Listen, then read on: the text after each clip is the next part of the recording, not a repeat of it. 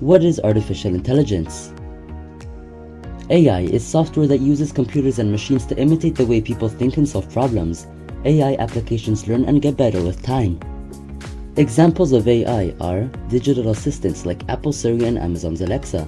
They help users check their schedules, play music, set reminders, and much more. Why is AI so important? AI dramatically improves human ability. It can analyze huge amounts of data and come up with very accurate results. For example, in medicine, AI can help doctors find cancer in X-rays. Banks use AI to help identify fraud and theft and keep our money safe. When we shop online, AI helps us choose things. AI can even help us keep our homes clean with robot vacuum cleaners. One very important application that people are talking about is ChatGPT. This application allows people to have natural conversations with computers and generate text, stories, and even computer software.